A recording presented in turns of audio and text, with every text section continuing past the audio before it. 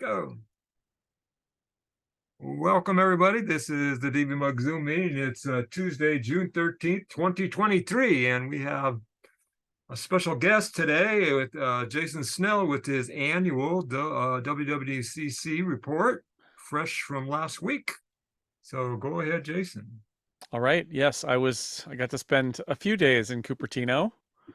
Hi, everybody. Good to be back. This is a great time for me to do that. What's going on? Because a lot's going on. I've got a few different sections to talk about. I will stop at the end of every section. So if there's something that's super confusing, you can interrupt. But otherwise, I will stop at the end of each section and give everybody a chance to ask any questions that you like. So. Yeah, so WWDC back as a sort of a real event, kind of. They invite some developers there. There were a lot of press there. I saw a lot of people that I don't see very often. They had a little podcast studio. It was pretty great. And so I was down in Cupertino. I drove down Sunday night, and I was there all day Monday and Tuesday, and then I went back on Wednesday afternoon as well. Big story, obviously, out of WWDC this year is the Apple Vision Pro, which was announced, this headset, VR, AR headset thing that will not ship until next year, and it'll cost a lot of money. But it's very interesting because it's a new platform from Apple, and I think it's worth talking about. I did get to use it for about half an hour, so I'm one of those few hundred people, I think, who have, outside of Apple, who've used it. I heard a hilarious story that on Tuesday, after the product was announced, two people walked through the cafeteria at Apple wearing them. I think because they've been wearing them in secret for so long that they were just really excited to wear them in public. I don't think I would want to walk around with it on, even if you can see through it well, because it's a little weird, but who knows what the etiquette will be. Anyway, I did get to try it out. I'm going to give you the bullet points as I see them.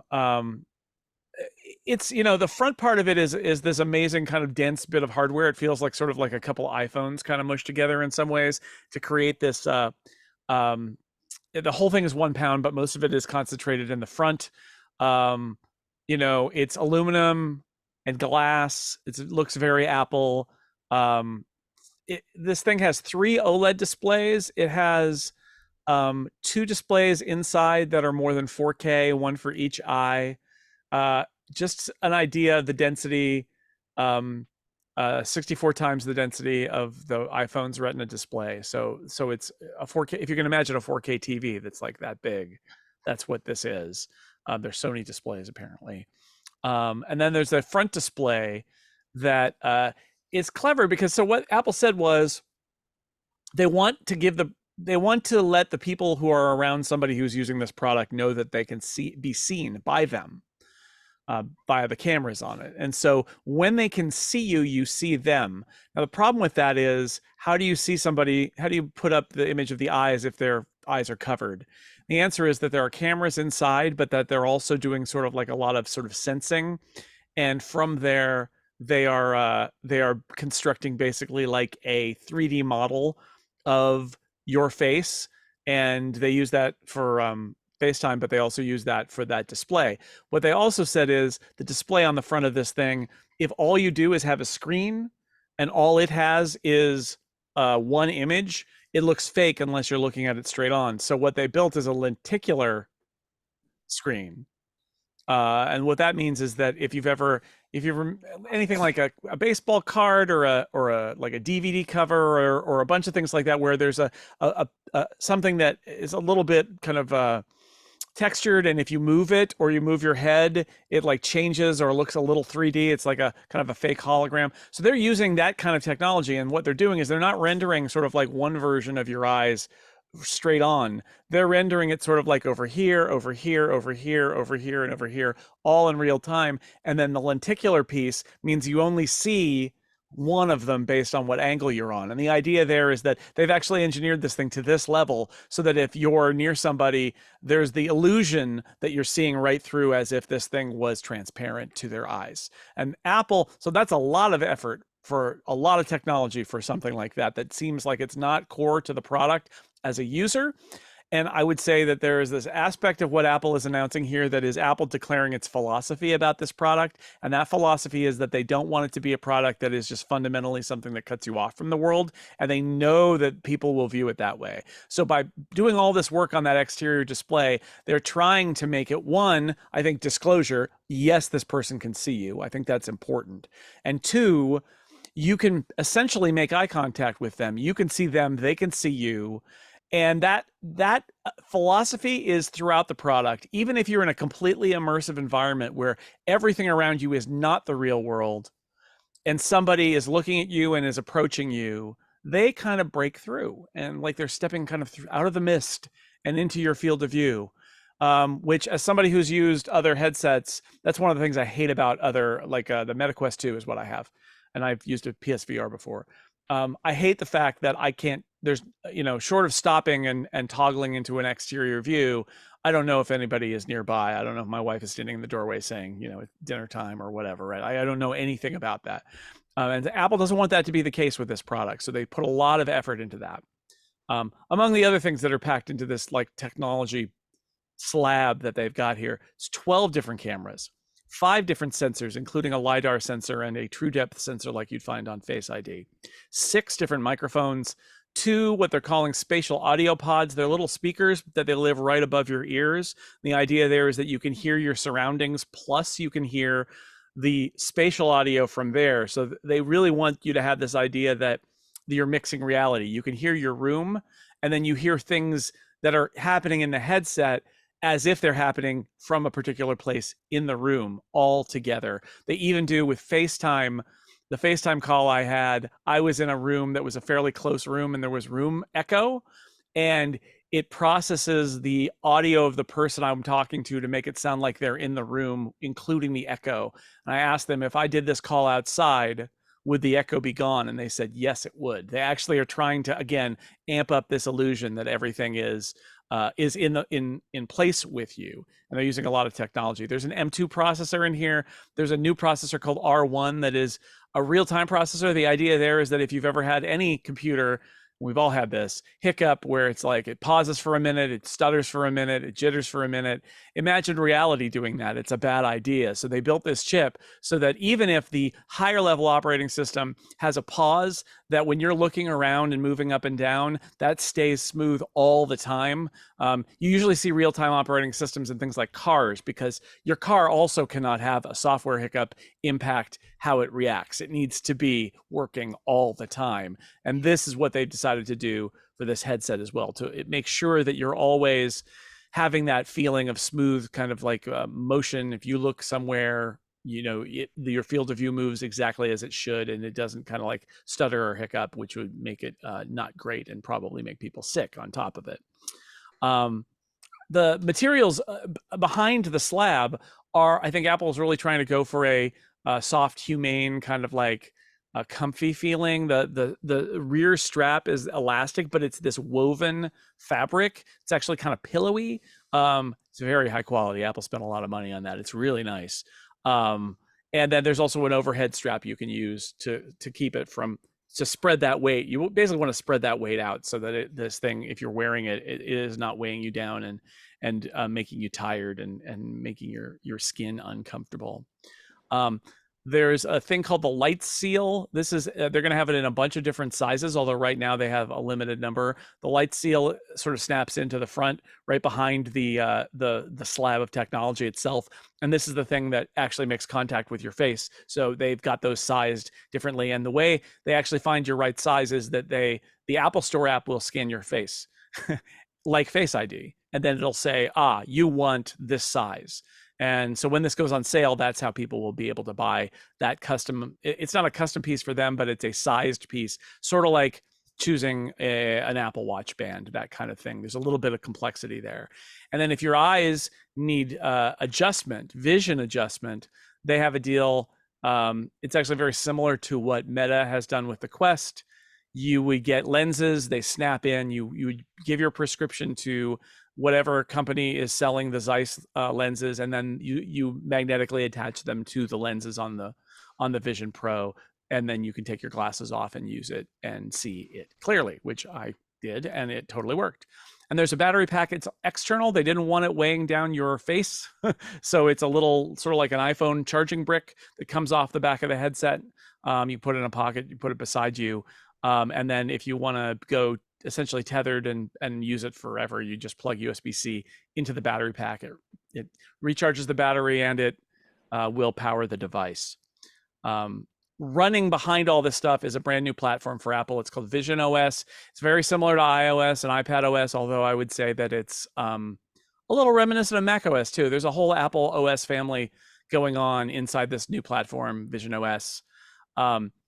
And so first run, getting it set up, I think, again, it shows you what Apple's philosophy is here in terms of wanting to sort of focus you on the real world. So when you turn it on, a couple of things happen. You look directly in it, and it's got a motorized thing for the pupillary distance. So it'll look and find basically where the distance between your two eyes, and it automatically sets that. Then it puts up a circle with a dot, and it says, hold your head still and follow the dot. And it's a little like, you know, how you spin your head a couple of times for Face ID. It's like that. You hold your head still and you watch the dot as it goes around a few times. And once it's done, like twice, once it's done that, it's basically been firing little infrared onto your eyeballs, and it has its face tracking or its eye tracking down at that point. And it's amazing. I'll tell you about it in a second.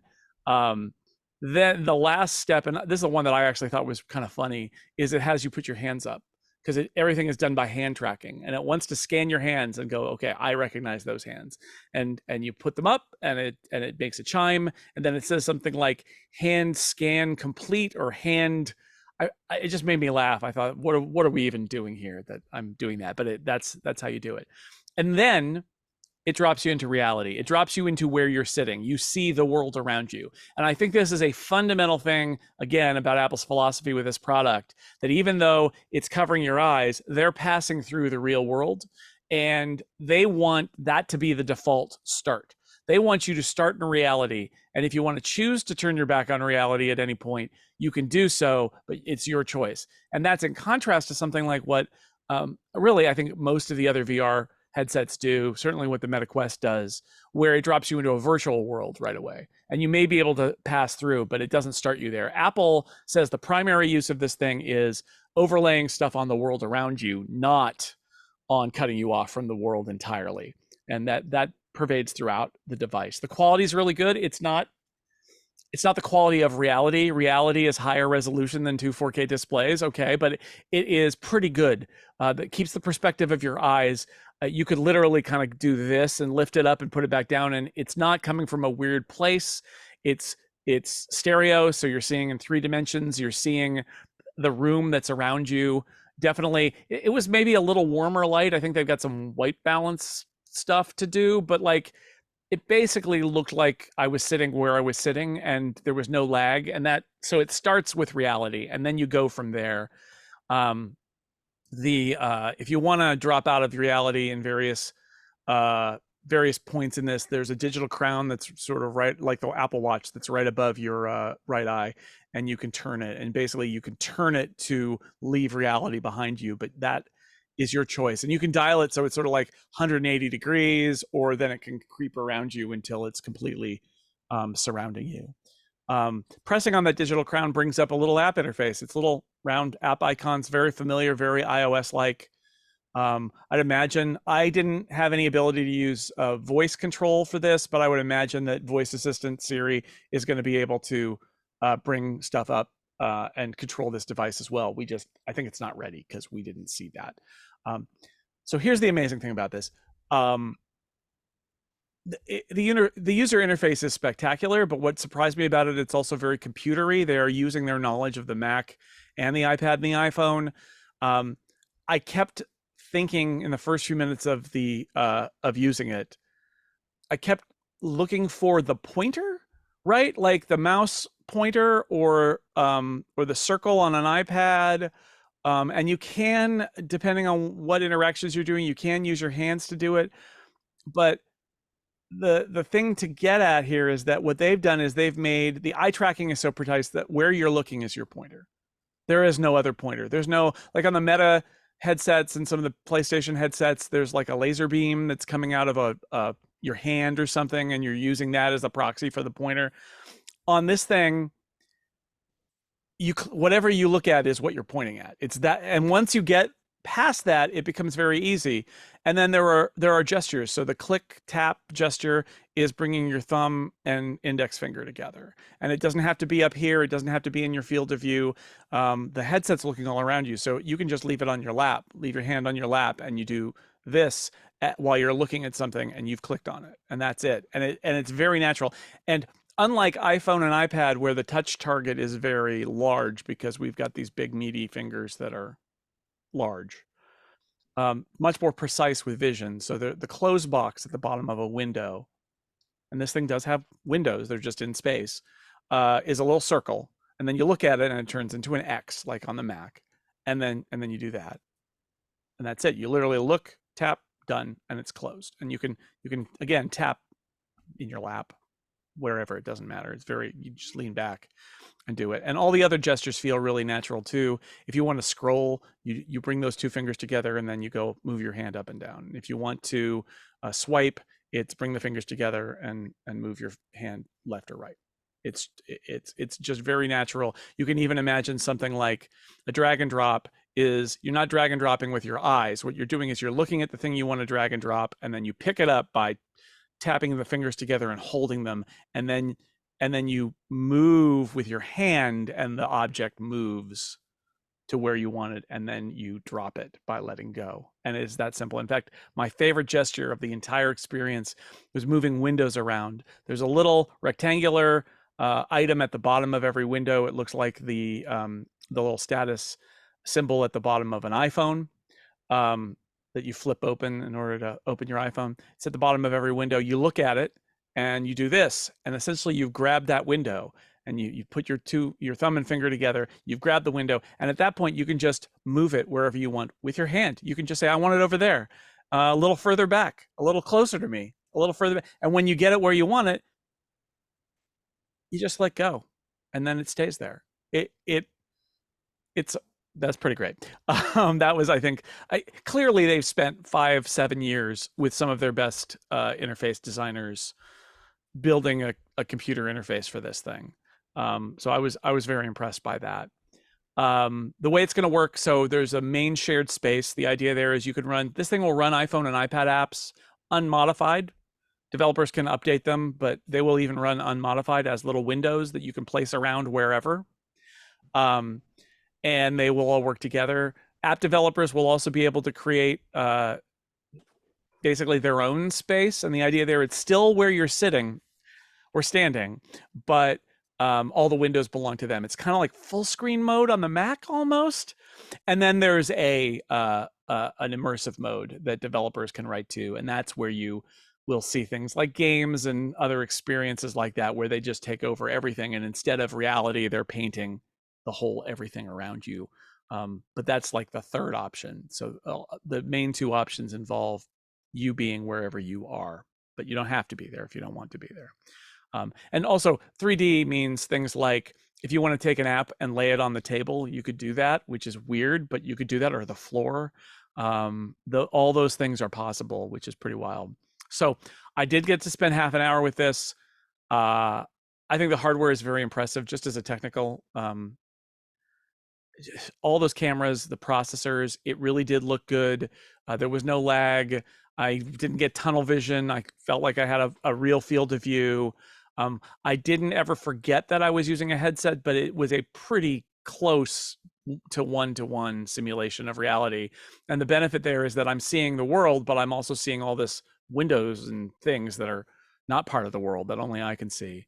The software and the interface couldn't be more impressed. I actually think this is one of the more impressive technology products I've ever seen.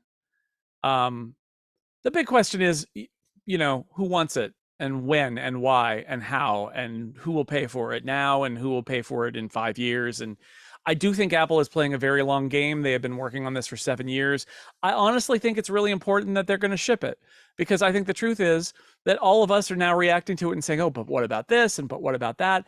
And then potentially customers will buy it and have opinions, or will not buy it because of reasons, and that Apple will have to learn about that too.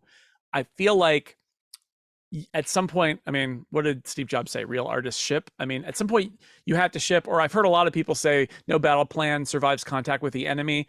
Whatever metaphor you want to use here, I think having this out there and think about it. They've been spending 5-7 years inside Apple making assumptions about how this product will work.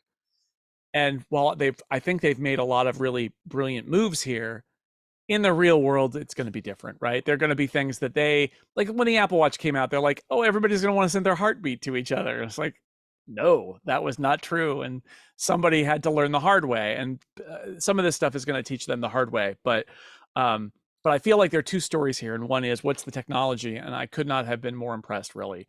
And it's 6 months away from shipping. So who knows what else is in there that they haven't wanted to show us yet. But there is the other story, which is, who's going to buy this and why and how are they going to use it? And I noticed that a lot of their demos are people sitting alone on a couch or people sitting alone at a table, one person. And, the movies and immersive video, the NBA where you're behind the backboard and there's a dunk, or you're on the first baseline at Fenway Park and there's a ground ball and you see them throw it to the first baseman.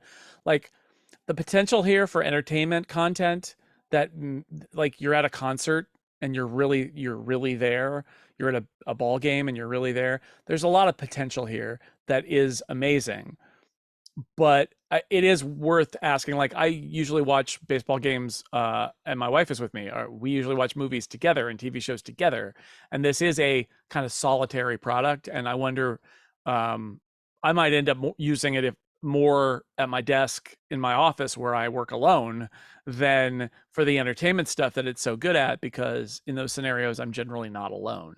So there's a lot of questions about who wants this. I think Apple's committed to the long haul. I think Apple thinks this is a product line that will go on for a long time. And then as the technology improves, you could imagine that in 10 or 15 years, there's something that is much more like a pair of glasses that does all this kind of thing. But I do feel like Apple decided, like, we got to get started. You got to start somewhere, and here's where they are. And yeah, there are a lot of questions about the marketing, but I don't have I have questions about the technology because there's a lot of stuff they didn't show us, and there's a lot of stuff I suspect that it can do that they didn't want to talk about.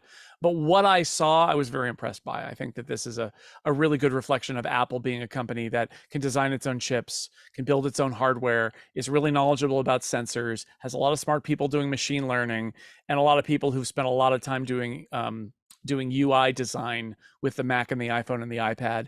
And they seem to have taken a lot of those people behind the curtain for 5 years to build this thing. And it does show. That is my Vision Pro report. This would be a good time for questions about the Vision Pro. If you have them, unmute yourself or raise your hand, or I don't know how we want to do this, but let's, or if somebody wants to moderate this, but if you've got a question, lay it on me. Go ahead, Peter.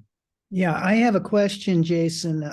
Did you see somebody with this Vision Pro on, and how natural did they seem to look? You're facing them. If you've seen the video of the Vision Pro, you've seen the only footage that exists of the eyesight feature. Nobody saw it. I don't think it's ready. I'm sure it exists, but like, it does not exist in any state for Apple to show it to anyone. So it's one of the big mysteries here is, I wish I could tell you, wow, it doesn't look creepy, or, oh, it looks really creepy, or it doesn't look realistic, or why'd they do this? I can't tell you anything. Obviously, when I was wearing it, I couldn't see myself, but my understanding is that none of the test units actually showed anybody's eyes. They just showed kind of like nothing or a little glowing something. But the only people, when you tested it in a room where you were the only person who was wearing it, and the other people were watching you and they're Apple employees. So nobody knows. So I wish I could say, but it's a great question. And the answer is, it's one of the many things that Apple didn't show us. And I suspect that's because either, it's not in a state where they'd be proud of it, I think, is the bottom line. So we'll see how they get there. Yeah, thank you. Jason, I thought one of the weirdest things, and I've heard some comments about this, it was the birthday party scene of taking the Yeah. picture of the kids. It isn't that Yeah. kind of creepy for the kids. Yeah, I mean, yeah, it's a dad wearing the headset taking pictures, and I think in our group, everybody sort of chuckled a little bit at that. I have, I've had people say, it's not that different from a dad with a big VHS camcorder on his shoulder or a Super 8 movie or something like that. I have many Christmas memories of my dad walking in with a Super 8 camera and a giant light and blinding me, and all my Yeah. Christmas movies are of me kind of like trying to protect myself from the light. Um, and I get it. I think what struck me about it is I think it's counter to all the other things. Apple is trying to show that you're saving these moments and you're making a connection. But I think that the way it was portrayed, it felt more like the Vision Pro was placing dad at a remove because he wasn't actually in the moment. I mean, you could argue, like, are you in the moment if you're holding your phone up and taking pictures? I would just say it certainly looks like you are. And we're certainly more used to that as an idea. I think, though, that the real explanation here is a more functional one, which is I have a hard time imagining that there will not be an iPhone sold in the next year or two that doesn't capture 3D video and That's stills. what I was thinking. But Apple doesn't comment on future products. So they have to say, how would you get these amazing things? And they're like, well, this product will do it. Right? Because they can't say, because really the killer for that particular feature is you capture it all on your iPhone. You're on a trip somewhere and you don't have the headset on while you're taking in the glaciers in New Zealand. You have your iPhone and you capture it there, and then later you can look at that and you're experiencing that again. That is the goal. I have zero doubt that there will be an iPhone that does 3D capture down the way. I just don't know whether that'll be this fall or next fall, but of course that will be the preferred way to do this and not using the headset itself. I can't imagine it won't be. And they'll add a 3D photo feature or video feature where you hold your iPhone and as you move it, it'll change the perspective like it's 3D. And, they'll do that too. I think we could all pretty much imagine how that's going to go in the next couple of years. And then you can take the pictures with your phone and then share it with your family who has the headset, and then they can see that. That's the killer. That's the killer thing. And you're making an assumption there that I think is a good one that I should probably say outright, which is this thing has all the apps on it that you expect, right? It has all the apps. It has all the Apple apps that are everywhere else. So it's got iCloud Photo Library and it's got the Photos app. And like if you share something via messages, it's got messages, and then you open it and you put it in your library. And like functionally, it's an Apple device like all the other modern Apple devices. So it has all that stuff, or at least what they showed me had that stuff suggested, and they planned on having it when they ship this thing next year. How many hours could you imagine yourself comfortably wearing this? That's the big question. Apple went so far as to say that they thought that using it to work all day was a use case. And I'm real skeptical of that. But the fact that they said it, I don't think they would say that if they knew that was impossible, right? I just don't think they would try to make a claim that was that wild if they didn't feel like people actually at Apple have done that. You're supposed to take breaks and stuff anyway when you're working. So if you work for an hour and then you stand up and take it off and go walk around for 5 minutes and then come back, I don't know. It depends on how comfortable it is. Mine, I couldn't get to fit quite right. Mine never quite felt right. And they were quick to emphasize that they don't have all of the shapes and sizes of that light shield ready to go, but they will in January. So I can imagine it, but I'm going to retain some skepticism there about how long you could go. I think you could probably, if the fit is right, I think you could definitely watch a movie in it. I do wonder how wearing it might be if you tried to wear it all day, though. Are you chomping at the bit to get your first production model and start on day one? I would, I mean, I would love it.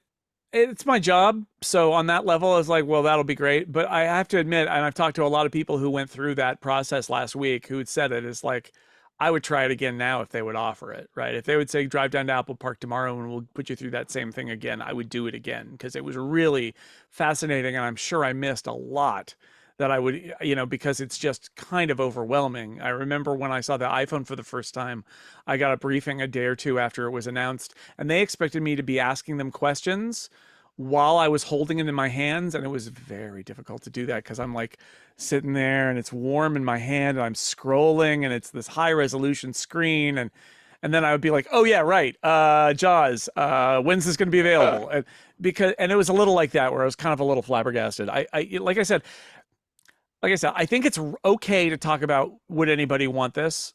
And it's okay to say, wow, that's way too expensive. Like, I think there's a conversation about marketing and acceptance in the general public to have. And I think that I have my own skepticism about this product in the short term and what it's going to be used for. I certainly, it's debatable, very, very debatable.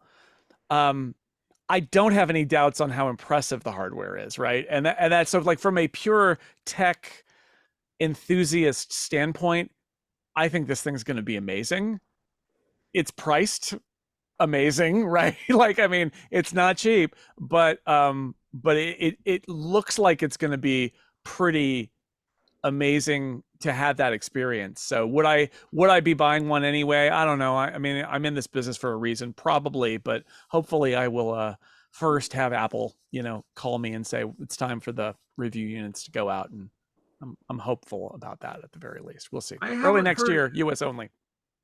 I haven't heard any conversations about what I thought would be is like the commercial application for this, for trainings and companies and heart surgery and remote stuff.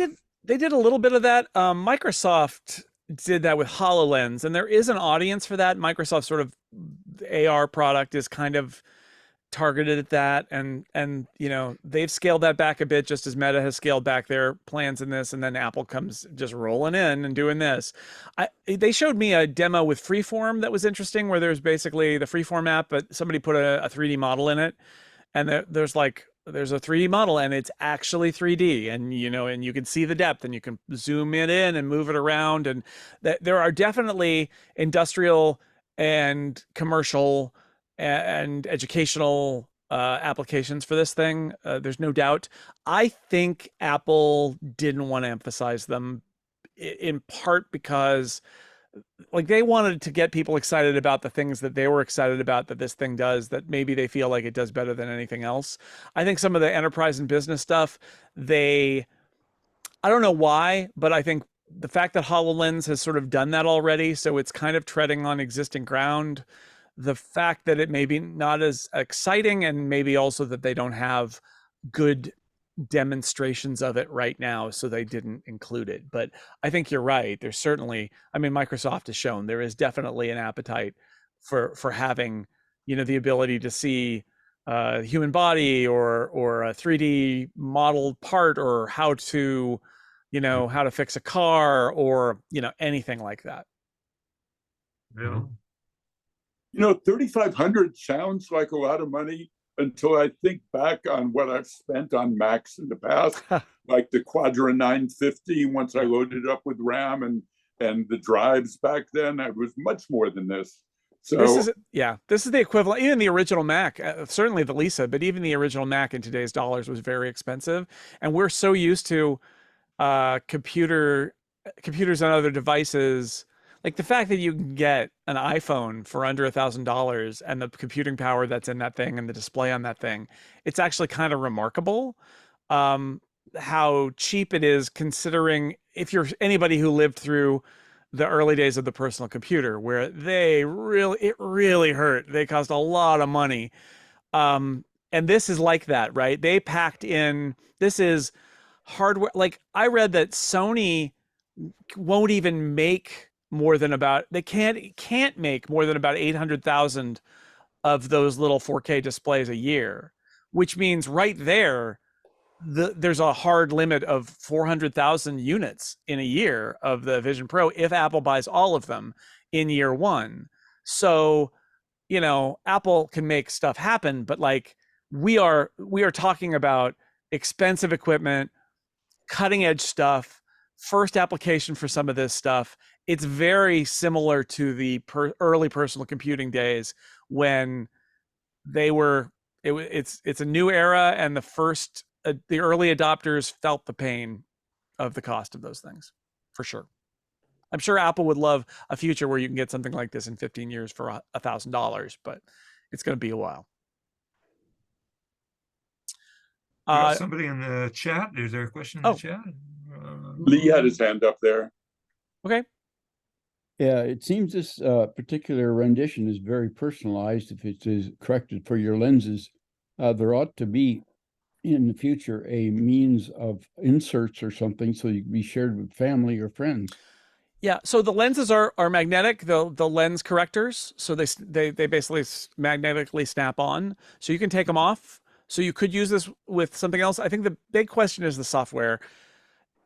What I've heard right now, what Apple's saying is that it's a single user and then there'll be a guest user. But the guest user, so this is the show it to your friends mode. I'm a little disappointed. I feel like letting a couple adults in a family, let's say, have access to it. Again, this is one of those cases of like, do people at Apple not have partners and children? And like, I don't get it. No, they were locked up. They're just, yeah, because they're just too busy inside Apple Park. So right now it's a guest user. So presumably your guest user is going to be dropped into they're going to do like some of the basic calibration probably every time they put it on. And then it's a limited access and they don't have access to your Apple ID and stuff like that. I hope they will reconsider the possibility of having a couple full users for the product, because it wouldn't be that hard to pull the lenses off and put the other lenses on and then just put it on. That's not going to be a problem. The lenses, you have to buy 2 sets if both people need correction, but that should be doable. They're not permanent, and they're very, I didn't do it because they were pre-selected for me, but everything that I've seen, it really is just sort of you just pop it on and it magnetically adheres and that's it. So you and pop them back off again. So it's not permanent or anything. Maybe they're afraid of liability issues or equipment damage from couples fighting over access. Yeah. Yeah, I mean, it is fundamentally a one-person product, so maybe they feel like it's not that much of a problem because it's a very, you got to have enough personal time that it's just you. But yeah, I don't know. It'll be interesting to watch that. Can you imagine sitting on the couch with your wife and you both have units on? I mean, somebody's going to do that. And you could even use SharePlay so that you're actually watching the same thing. I think, look, there's a scenario in the long term where it's not that different from putting on 3D glasses to watch a 3D movie, where you could see it.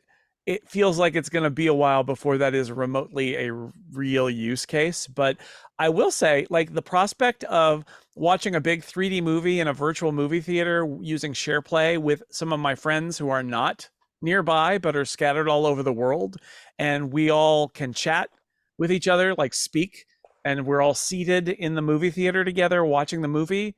That could be fun, right? But yeah, I don't anticipate sitting next to my wife with both of us having Vision Pros on anytime soon. It seems unlikely. Any last questions before I zip through the rest of my stuff? There's more to talk about. Absolutely. The more All right. exciting stuff that applies to everybody. and I can answer, well, if the future is kind of fun to talk about and think about, even if it doesn't apply to you, but yeah, it also maybe doesn't apply to you. All right. I want to talk about the Mac because I was actually really surprised that there were so many Mac things at the event. I actually think the MacBook Air news was some of the biggest news, and I was surprised at how much of it there was. I was very surprised that they cut the 13-inch M2 MacBook Air by $100 to $1,099, $999 in education. That's their best-selling computer. It was not on my bingo card that Apple would cut the price of one of their computers by $100 and that it would be the most popular one. But that said, we were all a little sad when it was $1199 last year, and they kept the M1 in the price list at $999. We were all, I think, a little bit sad that it wasn't just $999, and they're still not there, but they're closer at $1099. And then, of course, there's the new 15-inch model. My review of that went up yesterday on sixcolors.com. There's not much to it because it's really just the M2 MacBook Air, but with a bigger screen. It's the same processor. It's the same performance.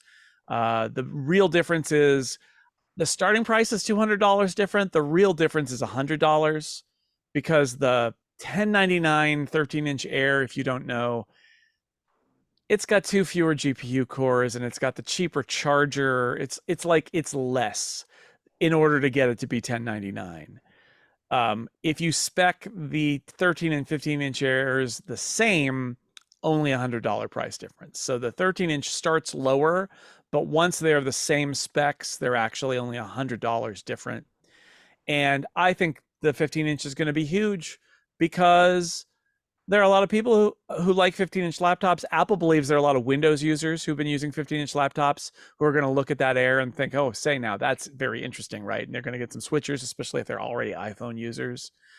The fact is, I did the math. It's like $1,200 you used to have to spend in order, if you wanted a more than 15-inch, more than 14-inch display in a MacBook, right? Because you had to get the 16-inch MacBook Pro, which is like $2,500 to start.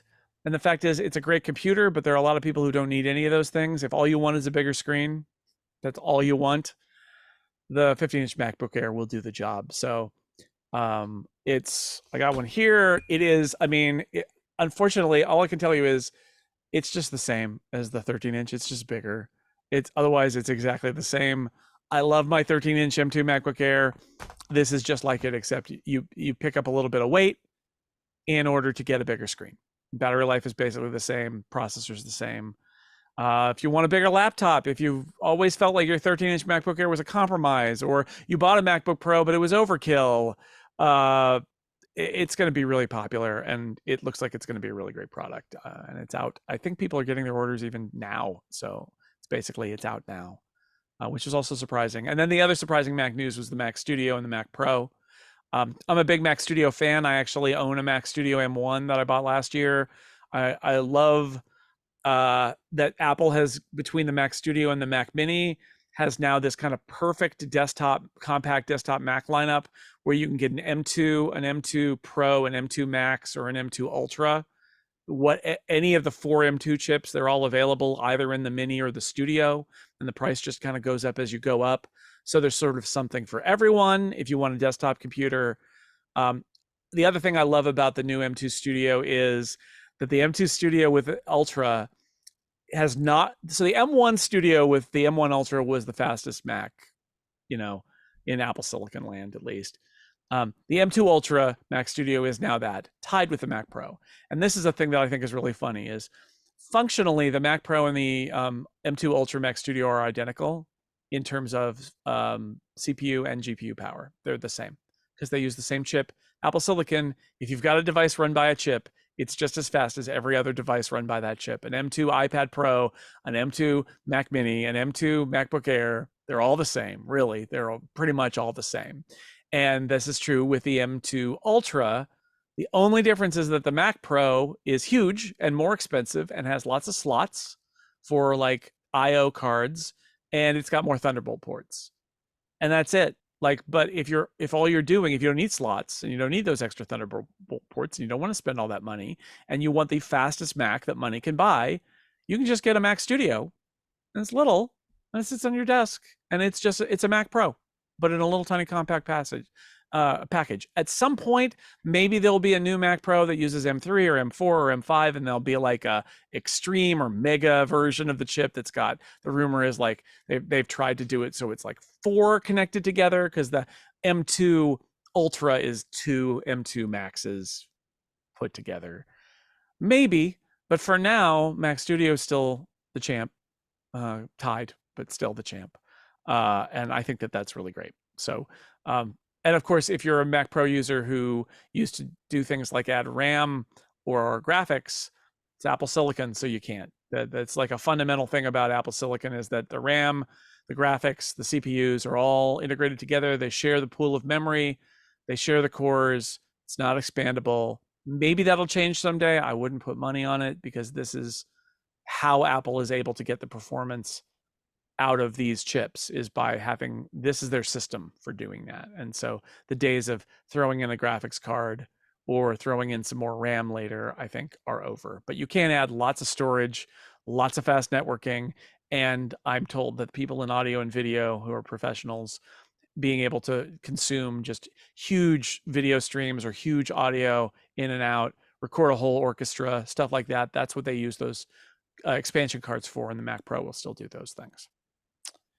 That's my Mac section. Let me really speed through the operating systems, just because that's my favorite thing from WWDC, is it's like New Year's Day. It's like the beginning of the new operating system era for the next year that we're going to be living in.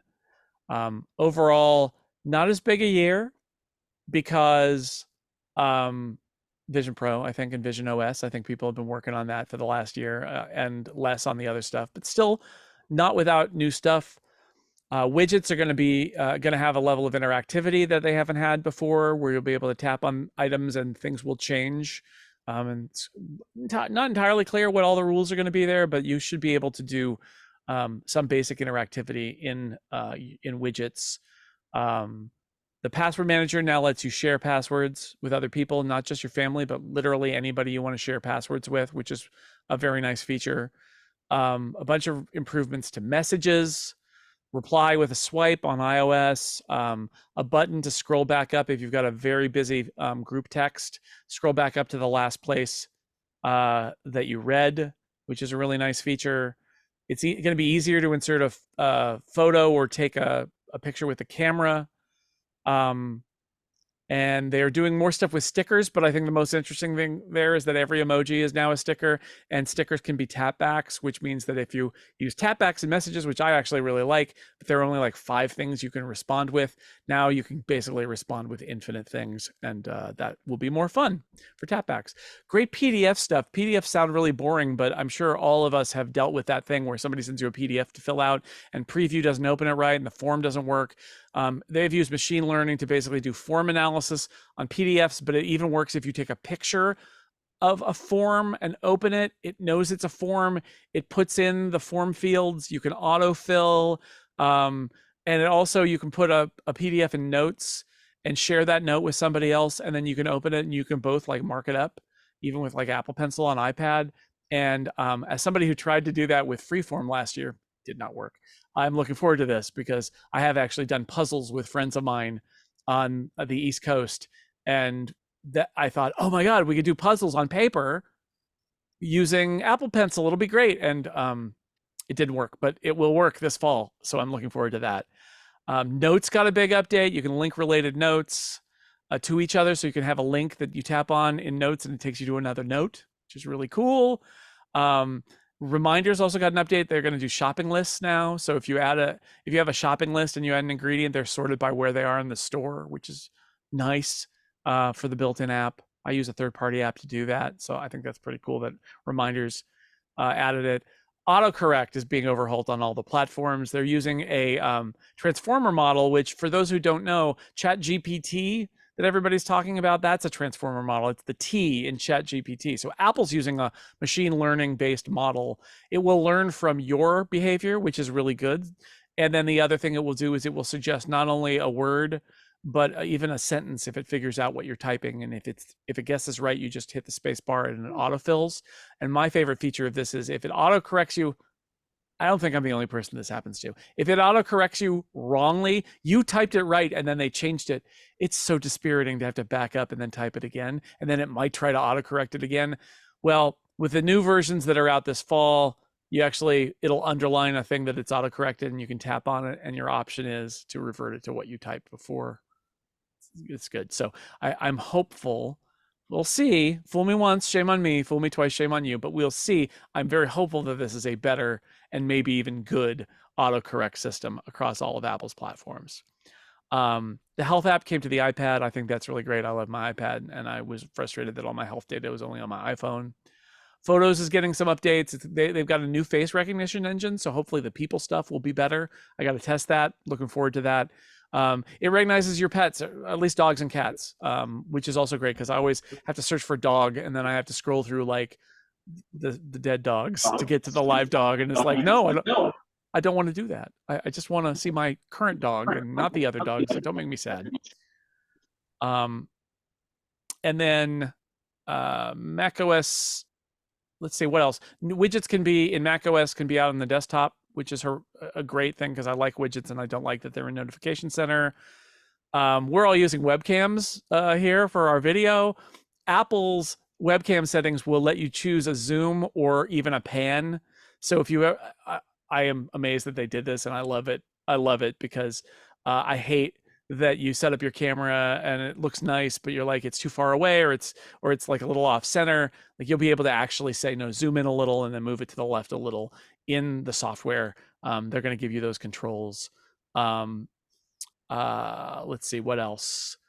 Game mode for the entire time I've used a Mac, if you launch a game while there are other apps running, the game runs terribly because there are other apps running. And finally, in 2023, Apple is adding the ability for the system to realize that you're running a game in full screen, and that probably means you want to play the game, and it will give all power from the CPU and the GPUs to the game you're playing, and not to all the apps that are running in the background. I don't know what took them so long, but it's common sense. And also this game mode that they do will reduce latency. It actually increases how often it checks with Bluetooth. So like a game controller will work faster, and your AirPods will be less laggy from the game that you're playing. And they added this thing called the game porting kit, which is very esoteric, but I think what they're trying to do is they're making a move to make it easier for people, if you're building a game for Windows, to also put it on the Mac. And they are using some technology from a company called Codeweavers that's based on technology called Wine. Essentially, it emulates Windows APIs. So like you can take a Windows game and basically it runs. And then they've built a bunch of tools for you to look at where, like if it's running but it's slow, where is it slow, so that it's easier for developers to make little changes to their Windows apps to make them run properly on the Mac. I think Apple's goal here is not to make the Mac the eminent gaming platform in the world, but to make it that if you're going to release a game for PC, you might as well release it for Mac too. And their argument is we're going to make it easier, but their argument is also there are way more Macs than there ever were before. And Apple Silicon Macs means that every Mac has a really good GPU in it, really good graphics, and that's good for games. And it used to be a bunch of the Macs Apple sold couldn't really play games, and now they can. So we'll see. The streets of Apple Land are littered with the dead bodies of previous Apple Mac gaming efforts going back 25 years. But this is actually, I feel like, a change in attitude for them. They're swallowing their pride a little bit and saying, look, it's okay that we know you're making your game for Windows PC first, but what if we made it easier and we know you're using the Windows APIs. It's fine. That's really what Apple's saying. It's fine. We get it. We want to make it so that you can very easily also get it running on the Mac. And I hope they succeed with that, because I think that would be really nice for people who have Macs with Apple Silicon and they are perfectly capable of playing games as long as the games exist. And that's the problem. So we'll see. Apple's working hard on that. A few other quickies before I take some questions. New custom call sheet in iOS. They showed that in the keynote. It's kind of like the personalized lock screen last year. You'll be able to personalize a call screen for yourself, and it gets shared kind of like your icon, like your image gets shared in messages today. It'll get shared with the people who have you in their contacts. So it's not random people. It's people who have you in your contacts. But what it means is you design this screen. It's a picture you like, and it's got, like, you choose the color and the font and all those things. And then when you call somebody, that's what they see. They see what you designed. It's not you designing screens for your friends. It's you designing your own screen, and then your friends see it. I think it could be kind of fun. And if you hate it, you can actually just say, no, I don't want to see that, which is, I think, you need to not have it be random people, and you need to be able to turn it off, and all of that is in there too. But it looks like it might be fun. And I was really impressed with this live voicemail feature that they showed. Just so you know, basically it's a trick. Your phone, so you let it go to voicemail. Your phone rings. There's a button that says send it to voicemail. You tap it. Your phone answers it, but it plays your voicemail message. You're not answering it. Your phone is answering it. It plays your voicemail message, and then it takes the response, and it actually puts it up, a text transcript of it up on screen, so you can see who it is calling you. And then if it's somebody you actually want to talk to, you press the button, and it basically turns it into a regular phone call, and you can answer it, or you can just let it go, and it will get kind of like saved to your voicemail later. But in order for that to happen, your phone is doing it. It's not the carrier. It's not something they're working on with the carrier. Your iPhone will actually pick up the phone as a voicemail and start showing you who's calling. And I've definitely had like calls from the plumber or my doctor's office where I've been waiting for them. I don't recognize the number. I don't answer the phone. And then I regret it because now I have to call them back and we're back to playing phone tag. And it's kind of like when you had an answering machine back in the day and you could pick it up if you recognize the person. Well, they have made that in software. I think that will be fun. I also think speaking of fun things, I like AirDrop, but there's a level of like tech discovery that needs to go on. They are using this proximity thing where if you've got a document open and you want to share it with somebody and you've got iPhones, you actually just bring them next to each other and they recognize that they're nearby. I think it's using the NFC chip, the U1, and or the ultra wideband chip, the U1. And then it'll slide up a thing that says, would you like to share this? It's like you bring them too close together and it says, oh, do you want to share something? I think that will be much more kind of fun and also like easy to use, that you're making an action in physical space in order to share something via AirDrop. And then related to that, it took me back to my days of having like a Palm Pilot. But they have a thing called Name Drop that if you want to share your contact info for someone, instead of like saying, can you unlock your phone and I'll make a contact with my information in it? If you do that whole gesture together, you can offer to just give them your contact info and you choose actually what to share and it zips over. I thought that was really clever. And finally, I'll just say watchOS is getting widgets. It's going to make everything better because the widgets are very informative and you can scroll with the digital crown off of the watch face to get the widgets. One of the widgets is complications. So if you like a watch face that doesn't have complications, but you don't want to use it because you like to have watch complications, you can use it and then you just scroll and tap the complications. You can pin widgets to the top so you can have your favorite things active instead of having to go launch apps and stuff. I think widgets is going to make watchOS much better, but I'm going to stop there. There are a lot more things that are coming in the fall that I could tell you about, but we don't have that kind of time. And I want to leave time for whatever everybody else wants to talk about. If you have any other questions about anything, now's the time. You mentioned sharing passwords. Yes. Why and where would you ever want to share a password? Okay, so my wife and I both need access to our bank account, and Apple's password manager currently doesn't let you share. So the idea here is I would share that password with her, and then I believe the way it works then is that it's synced. We both have access, and if she changes the password, it updates it so that I can see it. Currently, we use one password to do that. Also, I'll give you another example.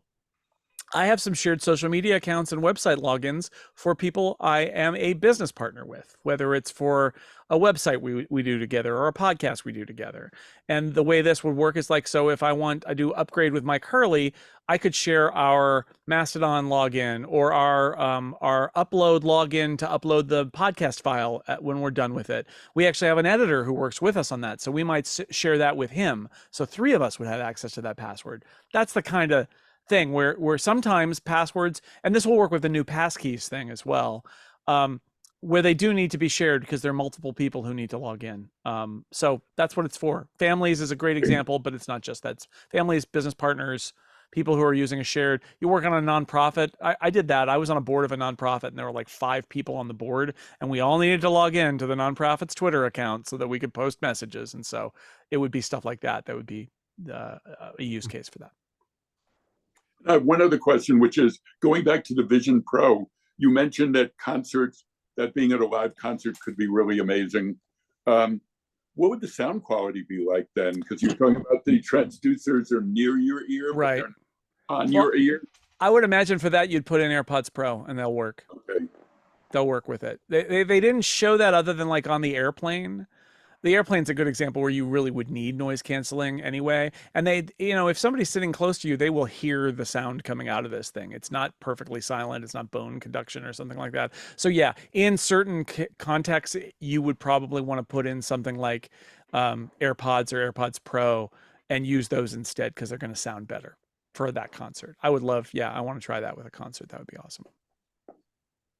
I have a question, may not be appropriate at this particular part, but I think you can give me some guidance.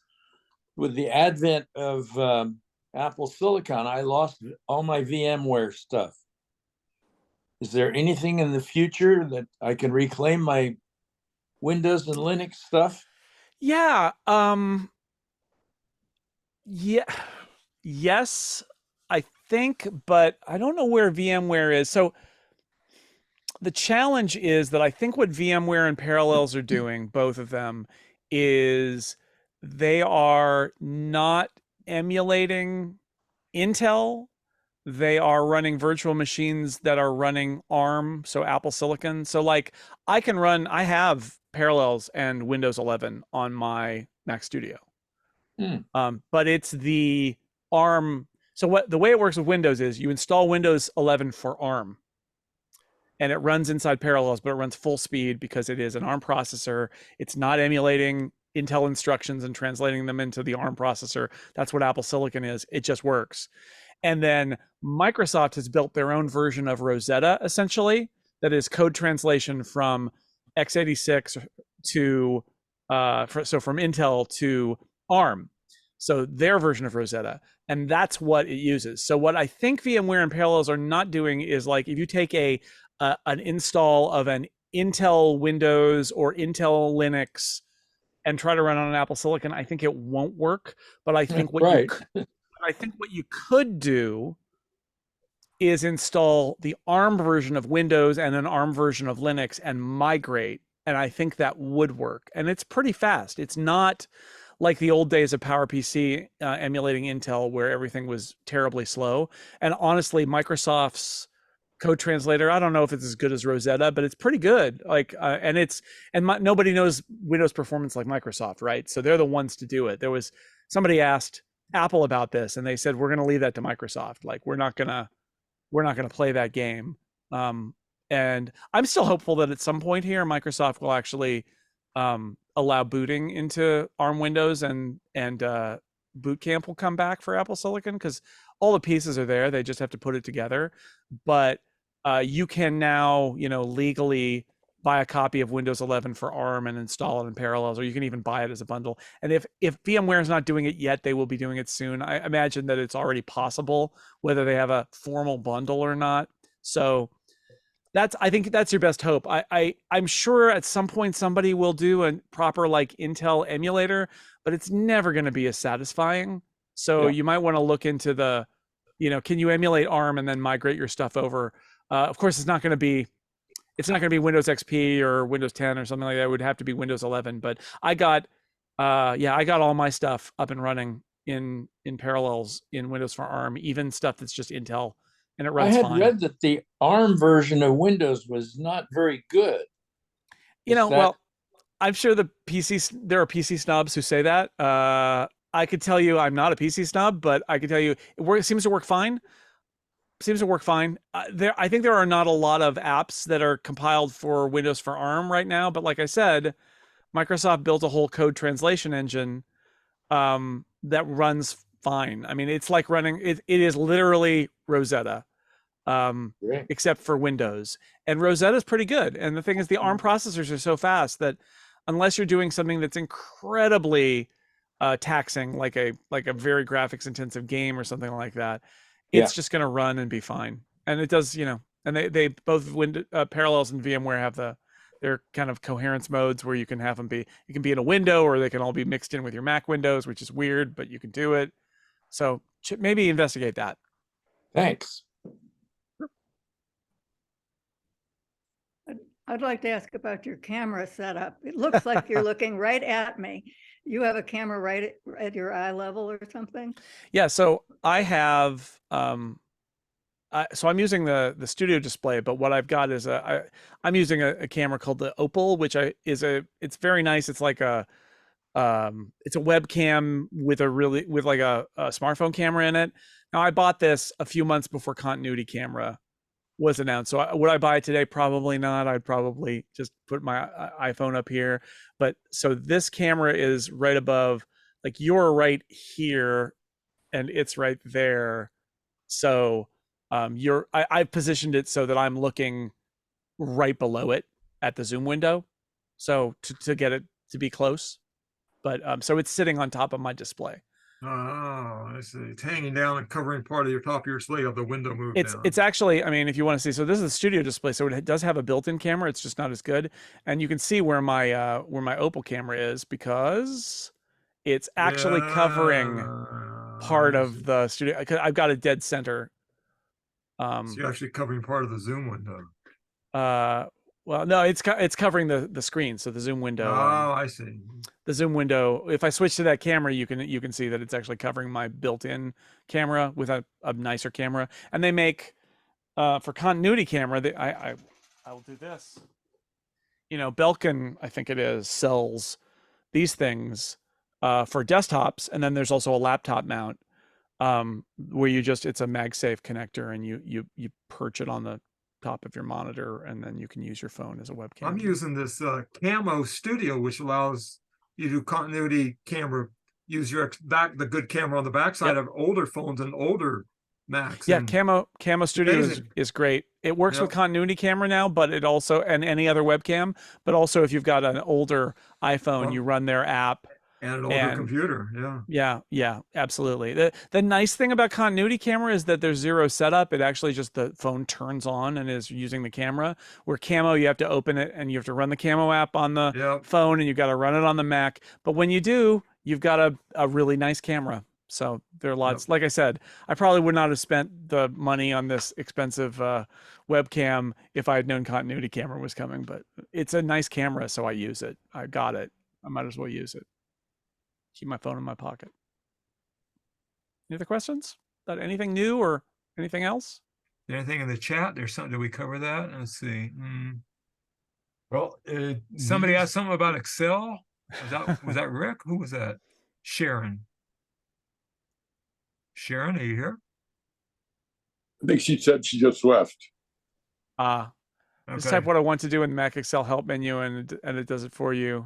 That's funny because those commands are different. She left, so that's okay. So I've got a question. So yeah, go ahead.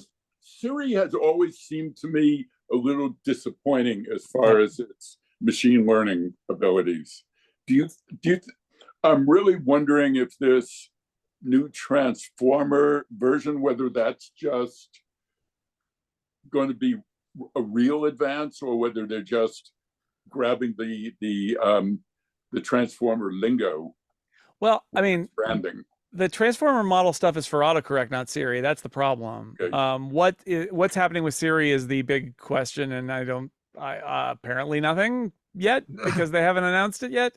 I mean, Siri should be better than it is, and it should understand things better than it does. I think Apple feels like there's a higher bar with Siri. You know, these companies put out these chat bots that make things up. It's not great. Mm-hmm. But we've also seen some examples where, like, if you take the latest version of ChatGPT, and they now have this concept of plugins, and what you're really doing is, the problem with the large language models is they're not meant to be right. They're just meant to generate text. And they're not intelligent agents that are using tools on the internet to find you answers. They have scanned the internet, built a model, and then they just spew words out. And that's why they hallucinate. That's why they say things that are completely inaccurate. But the latest version, GPT-4, they have this thing called plugins. And the idea there is the plugins teach GPT-4 how to do things on the web, do things on the internet. And so what they're trying to do is get to a point where, so famously, ChatGPT-3 doesn't know how to do math. It just doesn't, because it's a language model, and the language model doesn't have words about how to do math, so it doesn't know how to do math. GPT-4, there's a Wolfram Alpha plugin. So when you say to GPT-4, do this math problem for me, it doesn't do it with its large language model. It detects that you want to do a math problem, uses its Wolfram Alpha plugin to ask the math search engine to do the math problem, and then takes that back and communicates it to you. That seems like a model that has legs to me. Is the large language model as like it'll write an essay for you? Those essays are really bad. I don't know if you've read, like, these large language models, it's amazing what they're doing, but it's all just like regurgitated cliches and lies and things that don't make sense. And like, it's not very good. However, if you give them the ability to look up facts and return them to you, look up details and summarize them for you, they're doing sort of what they're good at, and they're using data sources that you trust, then it gets interesting. And I think about that, and I think that's got to be what they're doing with Siri, right? Like, it has to be. It has to be that they want to have a language model that you can talk to and that it will understand you. But what they want is an underlying data model so that they can say, whatever, look it up on Wikipedia, look it up on Baseball Reference, look it up on wherever you want to look facts up, IMDb, however they want to do it. You give the language model the tools, and then what you have is you don't have a language model anymore. You have a smart assistant, which is what Siri was supposed to be all along. But it's this idea of a digital assistant that I'm going to tell you, computer, what I want. You know where to get it. You know how to get it. You go get it. Then you bring it back and you summarize it probably for me, because I don't want the whole Wikipedia page. I just want the answer to the question I asked. And you know how to do that part, and you give it to me. But you're not making it up. You're a program that knows how to use the internet to find what you want and then summarize it.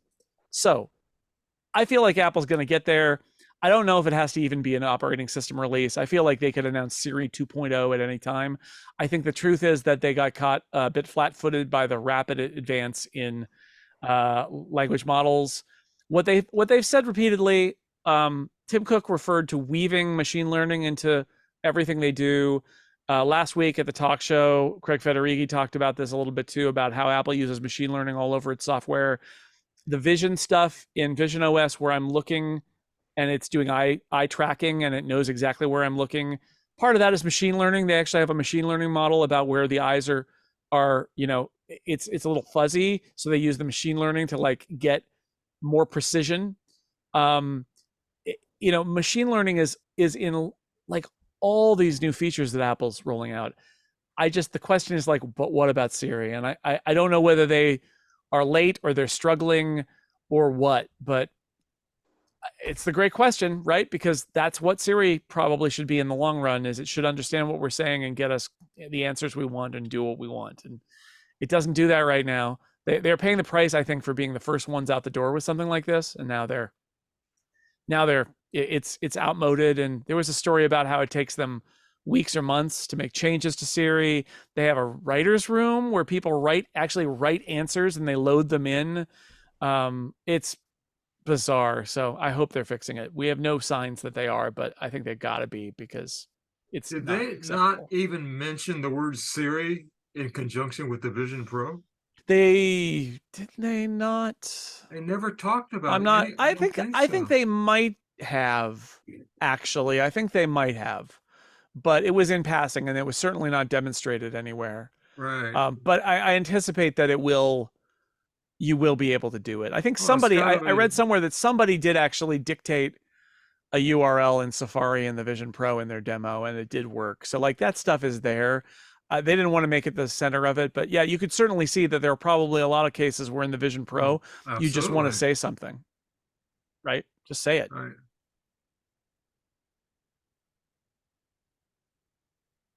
Anybody else? Oh, I've done a lot of talking today. Well, thank you all Thank you, Thank Jason. you. again for Always being. fun. I'm on the MUG tour, but I was glad to be here with all of you. Many of you who I saw at some point back when we did these in person, but it's a much shorter commute from my garage in Mill Valley Much easier. to stay in the chair that I've sat in all day. So thank Yeah. you all. Thanks. Nice Thank looking you. garage. It was Thanks. fantastic presentation. Thank you. Yes. Thank you. Thank Thank you, Jason. Bye.